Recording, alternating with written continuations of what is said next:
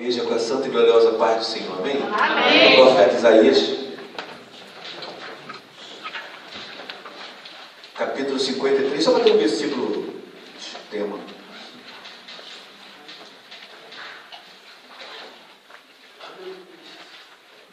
Versículo 4.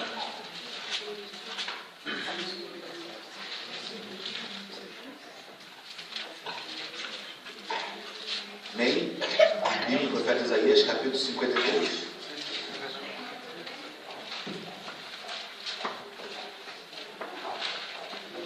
Verdadeiramente, versículo 4. Verdadeiramente, Ele tomou sobre si as nossas enfermidades e as nossas dores levou sobre si. E nós o reputamos por aflito, ferido de Deus e oprimido. Mas Ele foi ferido pelas nossas transgressões e moído pelas nossas iniquidades. O castigo que nos traz a paz estava sobre Ele, e pelas suas pisaduras fomos sarados. Amém, irmãos? Podemos sentar. Louvado seja o nome do Senhor. É sempre motivo de alegria estarmos na presença de Deus, né, irmão? Louvado seja o nome do Senhor.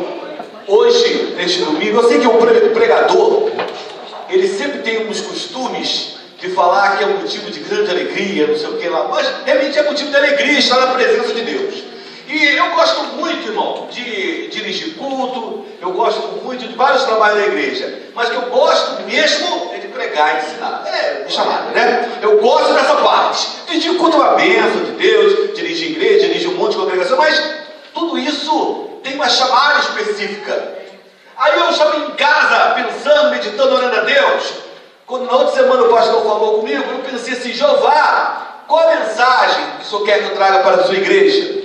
Porque eu gosto muito de falar, eu falei umas 2 vezes isso aqui, eu gosto muito de falar sobre escatologia, sobre a vida do Senhor, sobre o Apocalipse, da estudo, amém, gosto, maravilha. Mas será que Deus queria que eu trouxesse essa mensagem? Né? Depende do que Deus quer para o público que estará esta noite na igreja. Você não tem como saber quem virá no culto, mas Deus, Ele é o que sonda e que esquadrinha o coração da igreja. Então, irmão, olha, então Deus falou comigo da seguinte maneira: eu vou falar de um tema, e este tema que eu vou falar, a princípio começando, é sobre uma carta de Deus, uma mensagem de Deus à humanidade, que é a Bíblia. A Bíblia é uma carta de Deus à humanidade, uma carta de amor a Deus à humanidade. E só há um assunto na Bíblia: Jesus Cristo. Só há um assunto. Eu vou suspeito de falar, porque eu dou aula de história americana, mas nós vamos de Gênesis a Apocalipse, e só ouço falar de Jesus Cristo. Então hoje, desde quando os levitas falam assim: há único que é digno de receber a honra e a glória e o poder. Ele é o único digno. Eu fico abismado, irmão, tanto em cadeiras de seminário, como em cadeira de convenção, ou como em cultos de igreja, que eu vejo pregadores, até pregadores conhecidos nossos, tal, que vêm me dizer que hoje em dia eu só tenho que falar de Novo Testamento, que só tenho que falar do tempo da graça. Eu não consigo vislumbrar Jesus se eu não olhar para o Antigo Testamento. Eu não consigo entender, com todo respeito a Deus, para que Jesus veio se eu não ler o Antigo Testamento, meu pastor? Então, irmão, hoje nós vamos tentar, nesses minutos que nós temos, achar Jesus na Bíblia. Vamos tentar encontrar para que veio o Salvador, aquele que morreu na cruz, para que ele morreu, para a remissão de nossos pecados. Vamos tentar, né? Deus, vamos começar logo lá no primeiro livro, tá? Tá bom, vou fazer um resumo rápido. Lá de Gênesis. Os irmãos que sabem muito bem Bíblia, fica quietinho aí, irmão, porque nós sempre temos um público que muitas vezes não conhece a palavra, né, irmão? Então, livro de Gênesis, o primeiro livro da Bíblia. Este livro, essa Bíblia, irmão, composta de 66 livros, né, irmão? 39 livros no Antigo, 27 no Novo, 40 autores escreveram, divinamente inspirados pelo Espírito Santo, começando em Gênesis. e viu que não era bom que ele estivesse só. Diz a palavra. Amém. Diz lá. Amém? Amém. Até o pessoal casou nessa semana, né? Deus abençoe. Você pode falar depois, né? Então, Gênesis, capítulo 2, versículo 18, diz assim: e diz o Senhor Deus: não é bom que o homem esteja só, far-lhe-ei uma juntora idônea para ele. Assim diz a palavra. A palavra não diz que Adão chegou e foi chorar para Deus dizendo que queria uma mulher. Não diz, não. A Bíblia diz que viu Deus.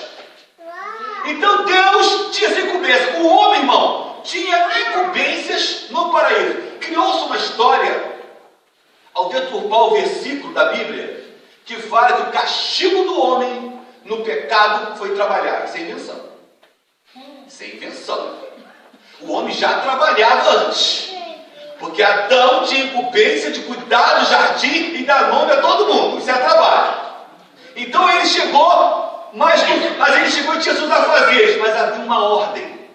Uma única ordem. Está lá em Gênesis capítulo 3, versículo 3. Mas do fruto da árvore que está no meio do jardim, disse Deus: não comereis dele, nem dele tocareis, para que não morrais. Então Deus deu uma ordem ao homem. Ordem, irmão, lá no quartel, sou militar. Ordem se cumpre, não se discute. Ordem não se discute, ordem se cumpre. Deus chegou e falou. Sabe por que Deus falou e disse e se mandou cumprir? Porque Ele sabia de algo que o homem não sabia. E é assim que acontece hoje em nossas vidas. Muitas vezes, Deus olha a tua vida e quer mudar os rumos que você tem traçado. Mas você começa a reclamar com Deus que não é o que você queria. Mas por que você reclama se você consegue vir até a porta e Deus vê além, meu irmão? Ele vê onde você não enxerga. Ele sabe do teu futuro. Muitas vezes você está caminhando por um buraco e não está vendo. Faz escolhas suas e não as de Deus.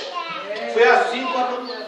Por isso que Deus falou assim: não se aproxima daquela árvore não, tá? Não chega perto não. Pecado ali não era comer a maçã não, nem a árvore não, nem a manga, nem a jardim, nada. Se a pessoa botar uma maçãzinha lá, não fala isso não. Então, o pecado ali qual foi? Desobediência. Desobedecer a ordem. Era o pecado. Então diz lá, ó. Mas então, ele deu essa ordem. E foi para ser cumprida. Só que em dado momento, a Eva foi lá, ouvindo a serpente, foi lá, aceitou o fruto de Adão. Não estou dizendo que foi o culpado, se foi Eva, Adão, nessa história. Pecaram. Erraram. Aí o que acontece, meu irmão? Ouve bem. Quando Eva pecou, desobedecendo a Deus, e Adão foi no buraco também, pecou também, Adão antes tinha um costume. Todos os dias ele conversava com Deus. Ao cair da tarde, o Senhor chegava e conversava com Adão. Face a face, face a face. Conversava. Do mesmo jeito que você ora e fala com Deus. Adão pecou. Qual a primeira coisa que ele fez? Se escondeu. A primeira coisa que ele fez foi esconder. Na Bíblia, ó, Gênesis 3, 9 e 10. E chamou o seu Deus Adão e disse: onde estás? Meu irmão, você, todo mundo, a Bíblia fala, todo mundo aqui já errou alguma vez. E se você errou, depois você veio para a igreja, conheceu, eu te digo uma coisa. A primeira coisa que você sente é um desespero total, uma vontade de se esconder debaixo da mesa e do buraco, como se Deus não pudesse te ver ali. Foi a mesma coisa que aconteceu. Quando o homem erra, a primeira coisa que ele faz é deixar de orar. Deixa de conversar com Deus. Foi o que Adão fez. E a segunda coisa que ele faz, ele some da igreja, ele se esconde de Deus. São sinais claros que a gente percebe, pastor, que tem alguma coisa errada na pessoa. Porque Deus é assim com Adão. Olha o que a Bíblia fala, eu aprendo com a Bíblia. Diz lá, no ensinamento inicial do seminário, a Bíblia explica ela mesma. Entendeu? A Bíblia se auto-explica. Então ele chegou e diz assim: ouvi, Adão falando, ouvi a tua voz soar no jardim. Eu temi, porque estava nu e escondido. Eu temi porque estava no pecado. E agora? E agora? O que vai acontecer com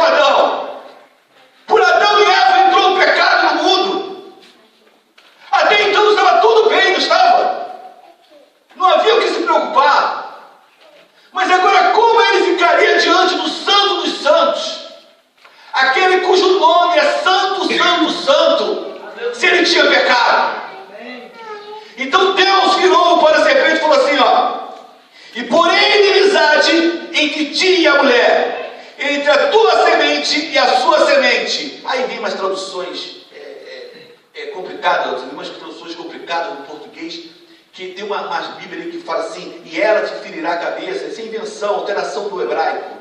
Alteração da própria Bíblia inglesa não fala isso. A Bíblia inglesa fala assim, he shall blows, ele destruirá a sua cabeça. Ele. Ou seja, aquele que viria no futuro. Ou até algumas traduções falam bem, falam assim, a tua semente esta, ou seja, a semente da mulher, destruiria a cabeça. Ele quer dizer o seguinte, olha, neste momento, nesta hora, o pecado assolou Adão e Eva. Serpente, nesta hora, você julga que tem uma vitória. Mas vai chegar o momento em que haverá um homem que vai pisar na cabeça da serpente. Então, meu irmão, eu falo para você agora, você que entrou no escarcéu do furacão, a tua vida está toda enrolada. Hoje, o adversário pode estar achando que teve vitória em tua vida. Pode ter até uma pequena batalha e ter vitória. Mas vai se levantar um que vai pisar na cabeça da serpente. E a tua vitória vai ser recebida, irmão. Deus vai me dar uma vitória. Então ouve bem. Estou lá em Gênesis. Só que durante séculos, cordeiros eram oferecidos. Como assim, pastor? Eu não entendo bem isso, não. Vou explicar para o meu irmãozinho que chegou agora na igreja. Sempre indicando o Messias que viria. Era assim, ó. Toda vez que a pessoa pecava, ela apresentava para o sumo sacerdote o cordeiro que era oferecido, vertendo sangue para a remissão dos pecados. Toda vez que o homem pecava, era oferecido um animal. E agora? Será que até hoje nós vamos ficar dessa maneira? Oferecendo animais? Então vou lá para a Bíblia, irmão. Gênesis 22, 7, 8. Estou lá em Gênesis ainda, tá bom? Fala assim. Então falou Isaac a Abraão. Vou contar a história de Abraão e Isaac para vocês. Não é para contar a Bíblia toda, não. Vou contar assim. Abraão subiu com Isaac, seu filho, caminhando os dois para oferecer sacrifícios.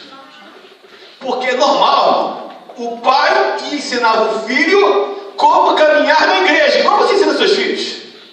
Como se comportar na igreja, como dar glória na igreja, como louvar na igreja, ele ensinando. Então ele foi com Isaac. Chegando com Isaac, Isaac falou assim, meu pai. E ele disse, eis-me aqui, meu filho. E ele disse, eis aqui o fogo e a lenha, mas o cordeiro no holocausto. Tá bom, meu pai. Agora deixa a Bíblia, minha tradução IAC. Tá bom, meu pai. Eu estou vendo que nós trouxemos a lenha e tudo para botar fogo. Nós viemos aqui para oferecer um cordeiro ao Deus de Israel. Mas cadê o cordeiro que não trouxemos? Cadê aquele que morreria pelos pecados daqueles dois? Onde estava, meu irmão? Ele estava acostumado a matar o animal para a remissão dos pecados, não era esse o costume? Então ele, como criança, ele foi sábio. Ele virou para o pai e disse, pai, cadê o cordeiro? A Bíblia responde. Gênesis 22, 8. Ele disse a Abraão, Deus proverá para si o cordeiro. Ele que é Deus, vai entregar o cordeiro para ser sacrificado. Gênesis, tipificando Jesus que viria no futuro, irmão. Aí continuou. Vamos lá um pouquinho depois, Abraão, né? Isaac, vamos em Jacó. Jacó, ele tinha um problema sério. Só que Jacó, ele brigou com o anjo. Não é isso que diz a palavra? Então ele reconheceu, quando ele brigou com o anjo, teve uma hora que ele reconheceu sua condição pecadora e se humilhou na presença de Deus. Diz lá que Jacó, sabe o que significa Jacó? Suplantador, enganador. Por quê? Lembra da palavra, né? Ele, gêmeo, segurou no calcanhar do irmão e mesmo depois que ele nasceu, ele se cobriu de um casaco de peles para poder enganar o pai, parecendo com o irmão. Enganador.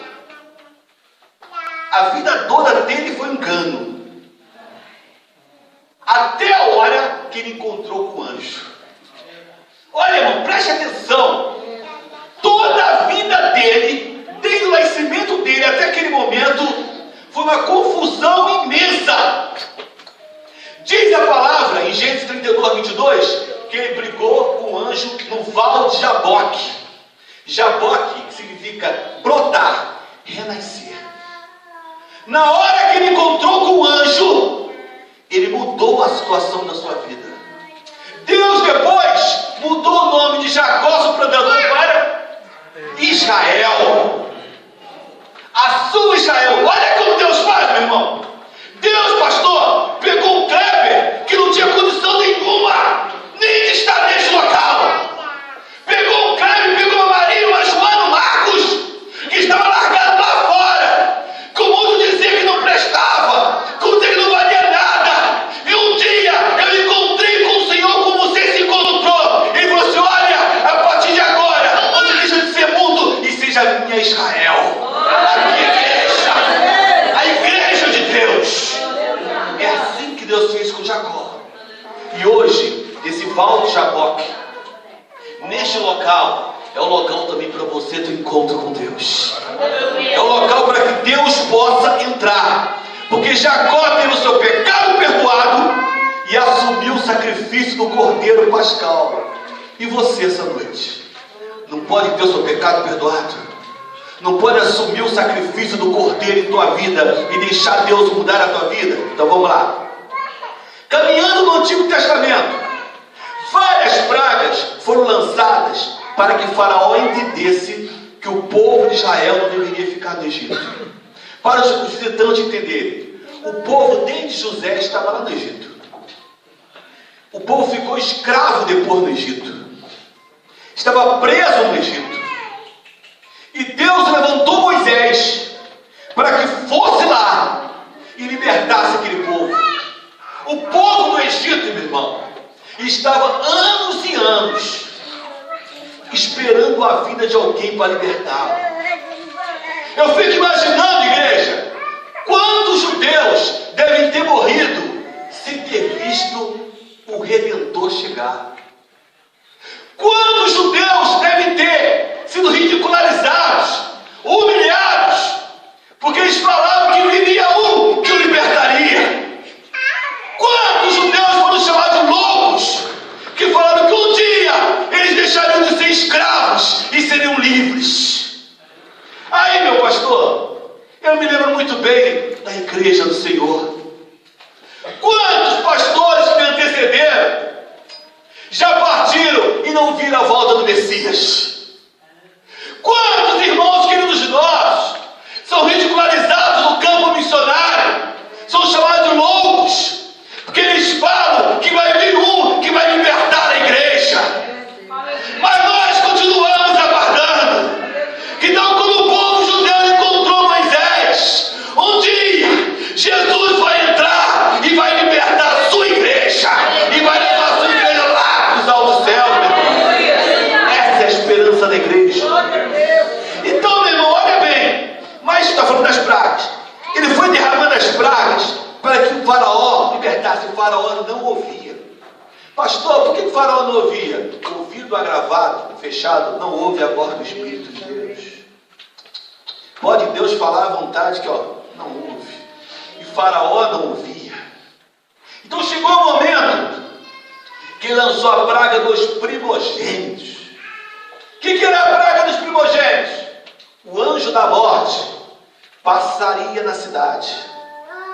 Em cada casa ele entraria. E cada casa que ele entrasse, o filho mais velho, o primogênito, seria morto. Não importa em que fosse a casa. Poderia ser do mais humilde até do próprio faraó. Todos morreriam. Mas diz a palavra que Moisés alertou os judeus o seguinte: olha, quando o anjo da morte, à meia-noite passar, Deus vai estar trazendo o anjo. E ele vai chegar em cada casa. Faça o seguinte: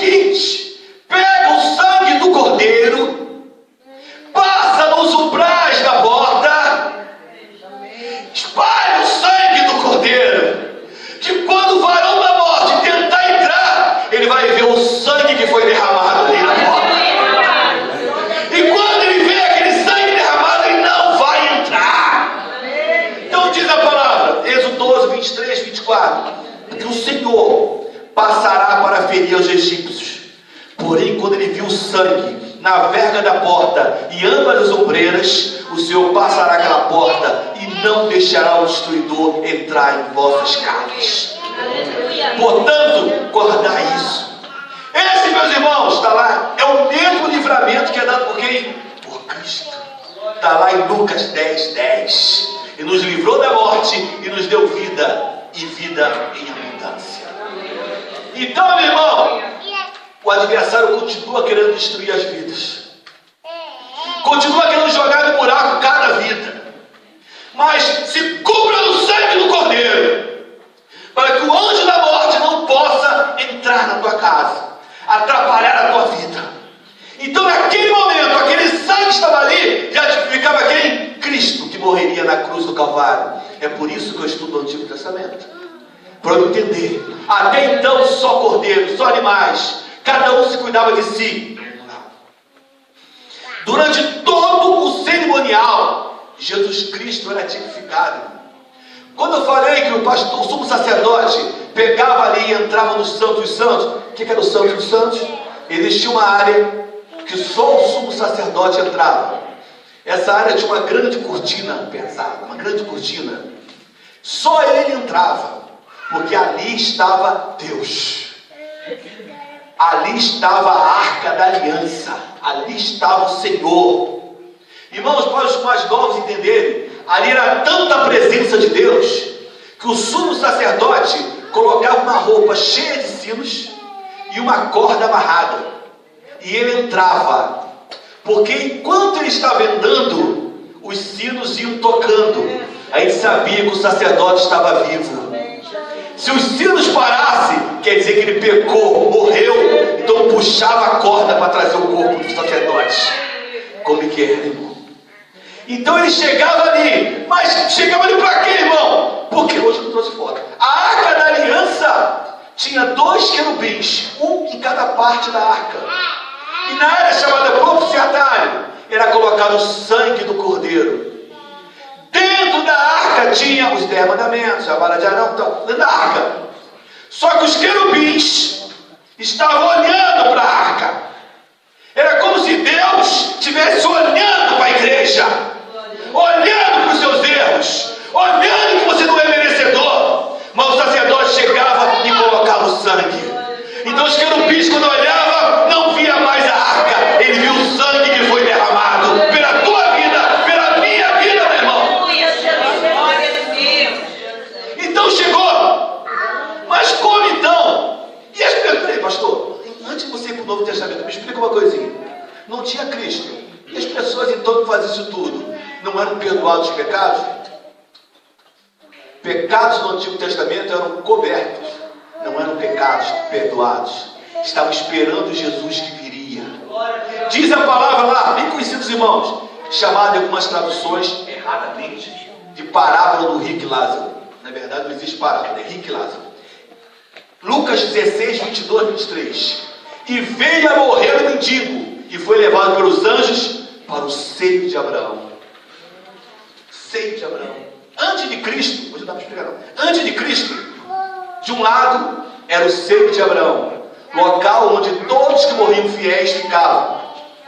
Tinha o abismo e tinha um outro lado, que as traduções chamam de inferno, né, que o inferno tem 3 tipos. Mas do outro lado, deste lado ficava o seio de Abraão. Aquele que Jesus, quando morreu, foi lá pegar todas as almas para levar. Amém. Então eles precisavam de Jesus que viria. Diz lá, Romanos 3. Mas quem vai resgatar então? Pode ir lá, Romanos. Pois que somos nós mais excelentes?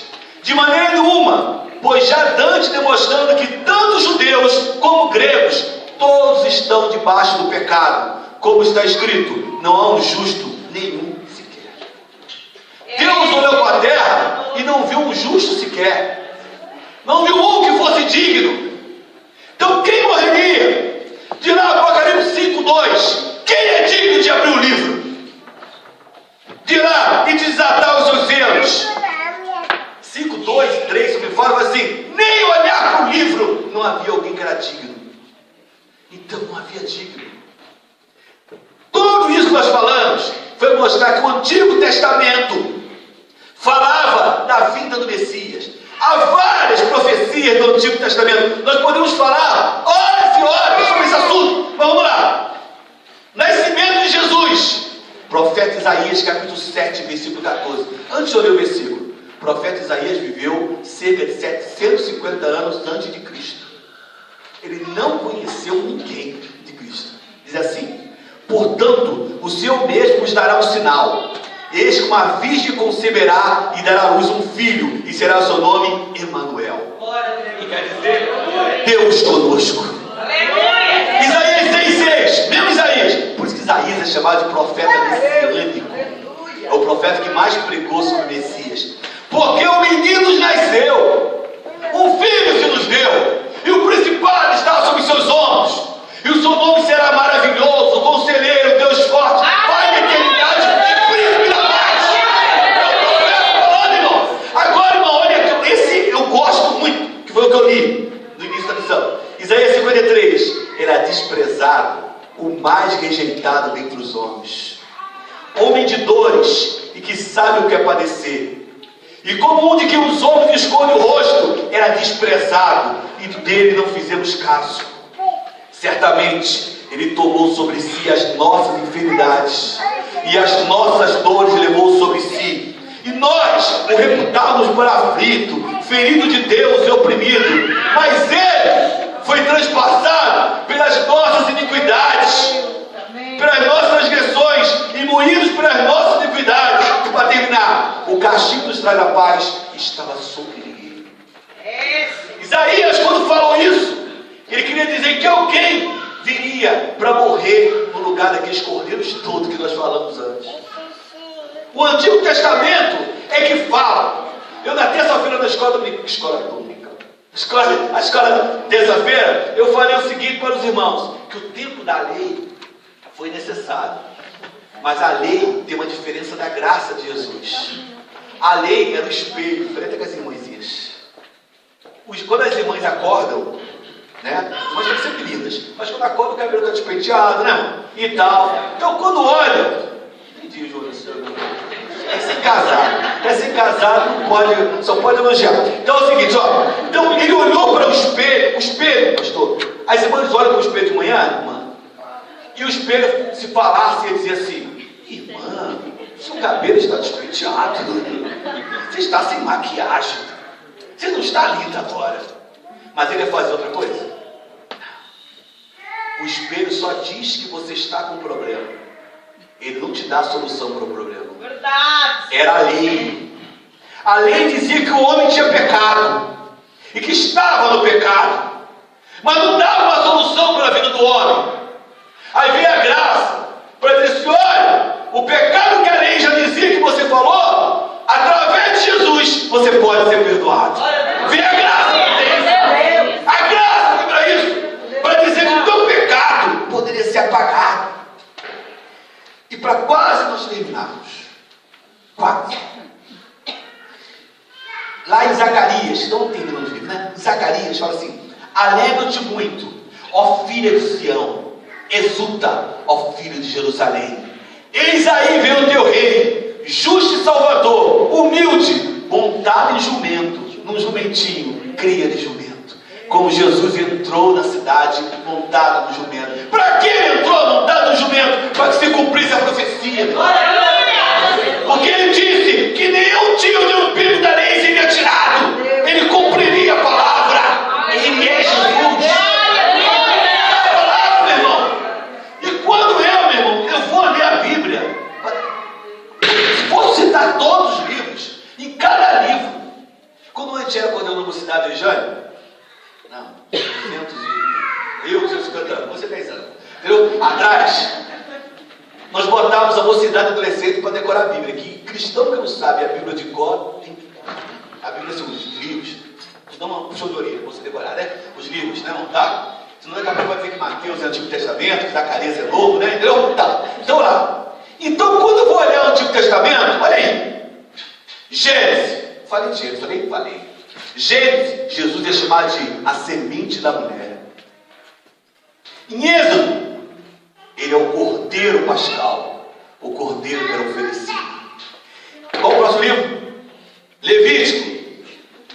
dica, olha a Bíblia aí. Ele é apresentado como sumo sacerdote. E números é lindo. Ele é a coluna de nuvem de dia e a coluna de fogo à noite. É aquele que guia Israel. Deuteronômio, Moisés fala dele como o profeta. Qual o próximo livro? Josué. Josué, ele é o líder da nossa salvação. Juízes, livro de Juízes, hoje tem uma igreja. Foi criado naquele período que não havia o profeta e o juiz julgava as ações, que não dava a Moisés julgar tudo, né, irmão? Havia os juízes. Juiz diz assim: ele é o nosso juiz e legislador. Um dia, meu irmão, ele vai ser o teu juiz, meu juiz. Hoje, Jesus é o nosso advogado. Ele defende as suas causas. Cuidado, um dia ele muda de posição. Todo mundo lê a Bíblia e vê lá que Deus é amor. O que Deus é fogo consumidor, tirado da Bíblia. Próximo livro, Ruth. Ele é o resgatador, aquele que resgatou o povo judeu. Vê lá, Ruth, lá, pequenininho. 1º e 2º Samuel. Jesus é o verdadeiro profeta. 1º Reis e Glória. 2º Reis também tem uma coisa. Ele é o nosso Senhor soberano. Vou lá em Esdras. Esdras é muito bom de ler, né? Lembra da história de Esdras? De reconstruir os muros? Amém. Esdras, ele é o homem que restaura os muros caídos do ser humano. Se a tua vida está destruída, se você acha que não tem jeito para a tua vida, ele é aquele que reconstrói a tua existência e muda a tua situação. Se você fosse ouvir alguns irmãos daqui, o que Deus fez nas suas vidas, ele quer fazer na tua vida também. Neemias, ele é a nossa força. Esther é muito interessante, porque ele tinha um primo, né, Mordecai, né? Então, na verdade, Jesus aí é como se fosse Mordecai, o segundo em todo o reino, que Deus é o primeiro, né? Em Jó, não vou ler todo não, senão não tem tempo não. Pode ter comigo, eu dou para os irmãos. Em Jó, ele é chamado nosso Salvador eternamente vivo. Qual o próximo?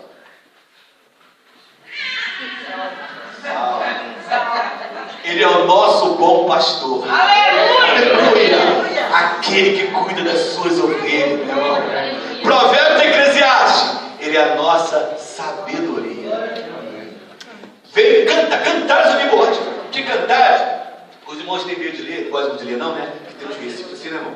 Aí ele fala assim: e tu, que és morena, não é isso? Queimado, sobe o pastor, não posso ler isso. Oh, glória, aleluia! Não posso ler isso não. Ele fala assim: e tu, que aguarda o noivo, que és queimada do sol, fica quietinha, o teu noivo irá chegar. De que ele está falando, irmão?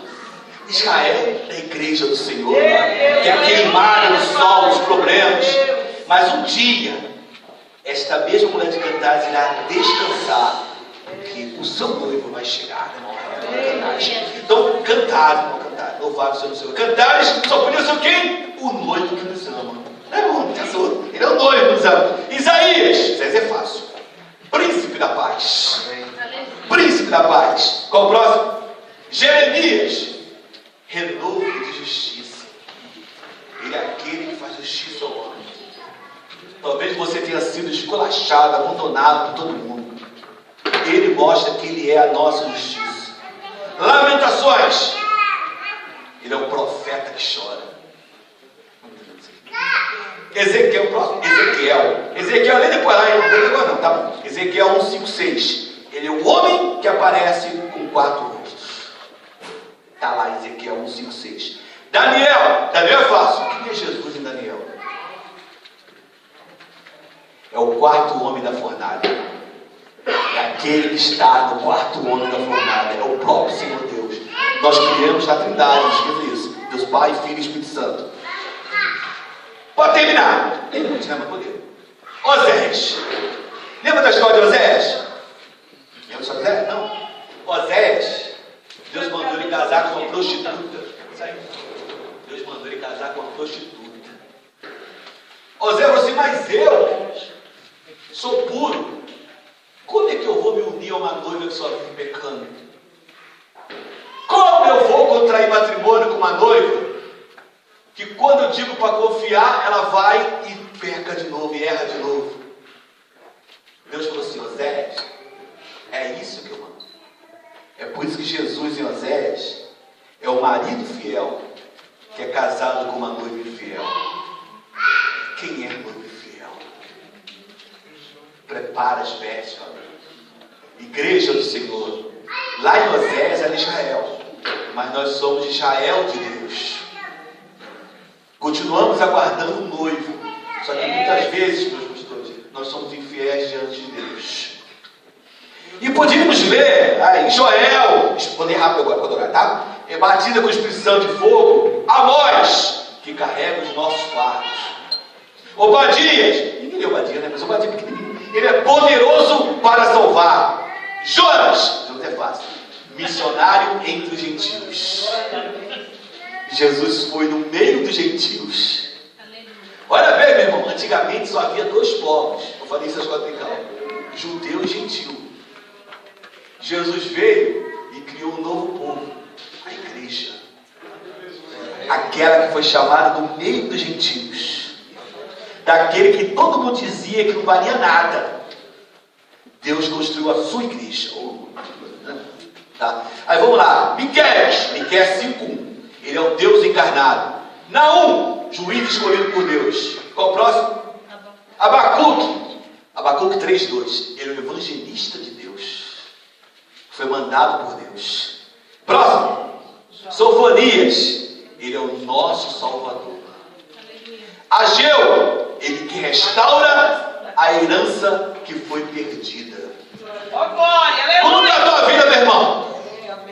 Talvez você antes cantasse no coral, cantasse no grupo, já entrou e saiu de diversas igrejas, já foi até levita.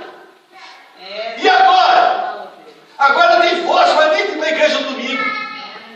Tem força para caminhar. É por isso que a gente falou assim: olha, ele é o que restaura a herança que foi perdida no homem.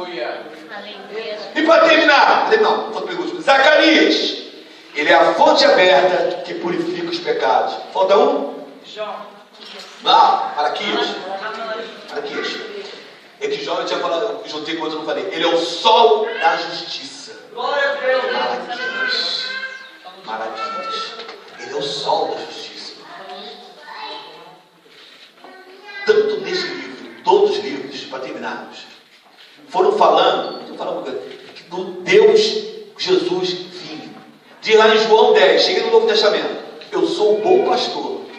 O bom pastor dá a sua vida pelas ovelhas. E outra coisa, todo mundo conhece esse versículo, mas esquece o final. O versículo 14, esquece o 14. Conheça a minha ovelha, e elas conhecem a minha.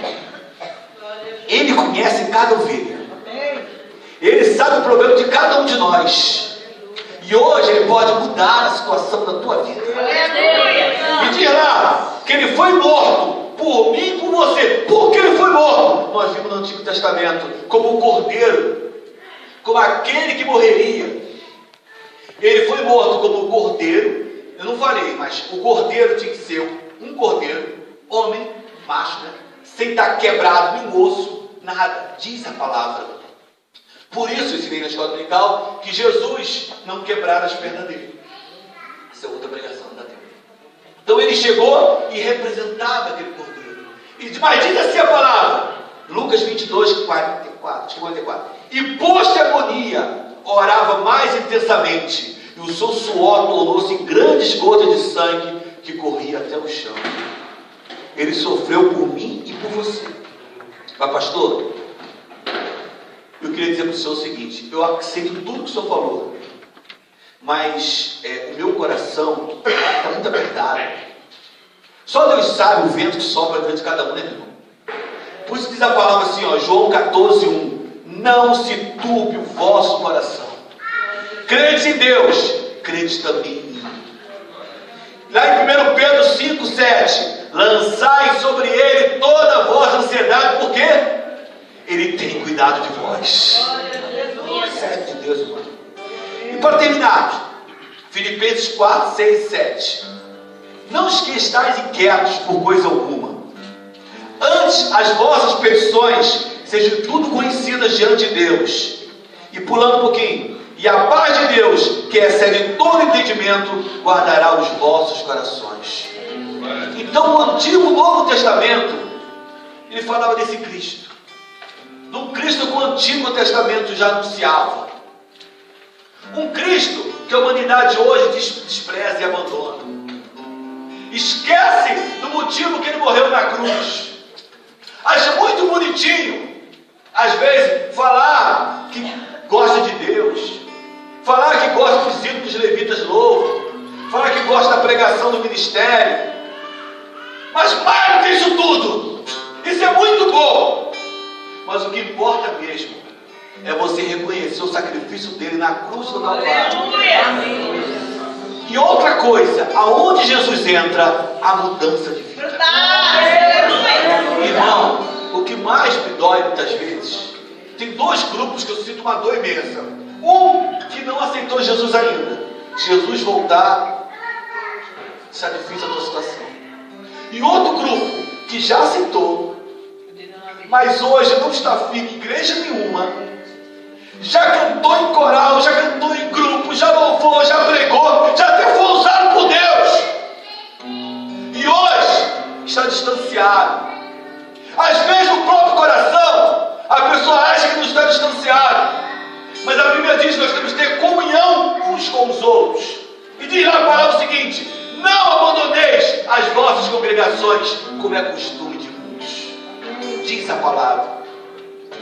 Eu poderia ter trazido a comparação com o Antigo, sem nem papel nenhum, quase nenhum. Mas o objetivo era mostrar para os irmãos que a Bíblia está escrito na palavra.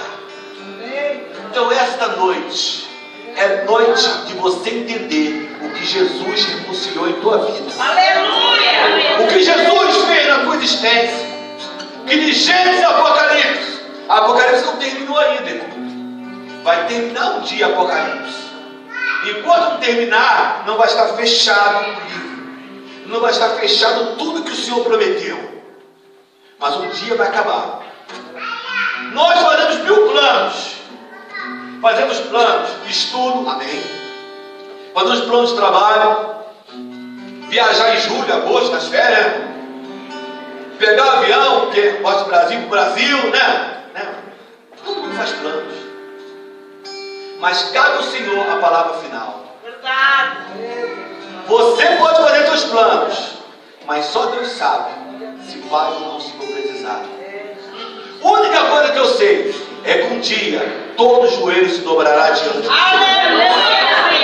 E toda boca confessará que Ele é Deus. E neste dia, meu irmão, minha irmã, não vai ter quem você culpar. Me perdoa, mas eu tenho que te falar. Hoje, quando se afasta da igreja, a pessoa primeiro que aponta o pastor, depois a coroa das irmãs, depois o irmão e a irmã que saiu porque a irmã magoou, que a irmã ofendeu, que a irmã tratou mal. Vai tomar jeito na vida, meu irmão. Jesus vai voltar e vai para o inferno. Larga quem quiser falar. Fala do Elton Júnior, que é meu amigo. Elton Júnior me magoou, com todo respeito. O problema é dele. Eu vou entrar na casa do Senhor. Eu vou louvar ao Senhor. O pastor Marcos falou uma coisa que magoou, tudo bem. Se me magoar muito, pego minha Bíblia, ora a Deus, posso ir para outra igreja. Mas largar Jesus? Nunca! Nunca, meu irmão. E negócio de Cristo em casa só serve para programa de rádio lá no Brasil. Tem um programa de rádio, Cristo em casa. Entendeu? Aos domingos à noite só ouve e tal. Deus, fala conosco. Então eu te digo uma coisa, meu irmão. Hoje é dia de mudança de vida. Aleluia! Agarra a orla do vestido varão. Pastor, mas eu moro longe, não vou congregar aí, irmão. Eu não sei nem se tu vai chegar em casa. Se preocupa com isso depois. Se preocupa hoje com Jesus que quer te libertar, que quer mudar a tua história. É isso que me preocupar, meu irmão. Então, para terminarmos, para eu devolver a direção, a dirigir da igreja. Alguém para Jesus essa noite? Alguém quer reconciliar com o Senhor ou aceitar Jesus e vir aqui na frente para nós orarmos? Pastor, eu já você tem que talvez esquece isso, amor. Essa noite Jesus falou no teu coração para mudar a tua história. Se essa noite você vir aqui na frente, o Senhor vai segurar em tuas mãos e você vai permanecer de pé. Não olha para o lado, não olha para ninguém, olha para Jesus, vem, irmão. É assim que é feito. Alguém para Jesus essa noite? Alguém para nós orarmos, para Deus mudar a vida, a situação? Não, que Deus possa continuar falando. Que possa, todos, eu não vi na apresentação se todos eram evangélicos, mas que tomara que sejam todos. Porque se alguém não for, ou está afastado, e não aproveitou a oportunidade, eu não sei. Jesus pode voltar esta noite. Hoje. Não, mas eu até queria, pastor. Eu até queria, sabe? Mas eu me sinto assim, que não é hora ainda. No momento certo, eu vou aceitar. Na hora certa, eu vou mudar a minha situação. Irmão, eu não faço o trabalho de Deus. Quem muda o homem é Deus. Quem muda o coração do homem é o Espírito Santo de Deus. Que Deus possa trabalhar em tua vida no final do culto. Muitas vezes a gente prega aqui, as pessoas procuram a gente no final do culto. Fica com vergonha de sentar na hora. Venha cá que nós estaremos orando por você em tua vida, tá bom? Deus abençoe a igreja. Que Deus possa ter falado no teu coração pela palavra de Deus. Amém. Que essa palavra possa ficar depositada nos seus corações. E que tenha uma semana abençoada por Deus. Quero essa oportunidade, toda a honra, toda a glória seja dada ao nome do Senhor. Amém.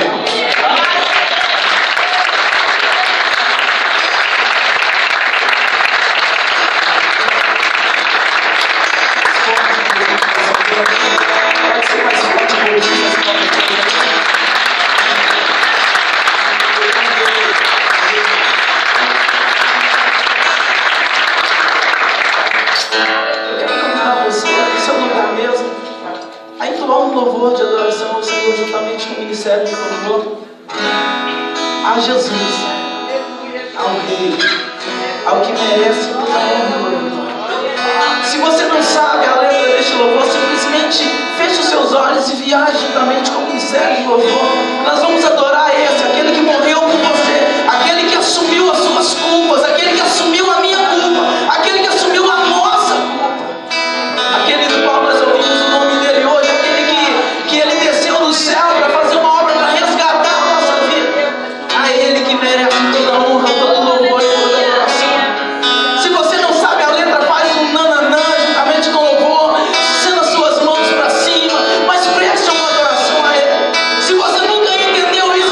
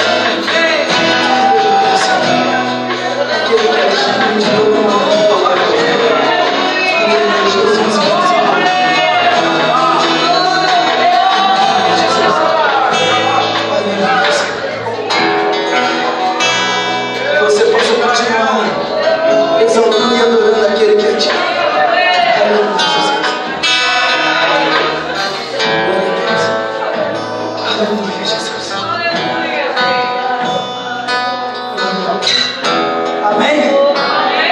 Amém. Louvado e exaltado o Rei dos Céus. Eu louvo ao Senhor pela vida de cada um de vocês. Você que ainda não teve a transformação na sua vida, não desista, continue buscando o Senhor. Continue adentrando por essas portas. Continue batendo na porta, porque Ele que bate a porta abre. E o Senhor Jesus, Ele vai te encher, Ele vai te ajudar a entrar pelo caminho da salvação. Glória a Deus. Eu louvo o Senhor por cada visitante à igreja.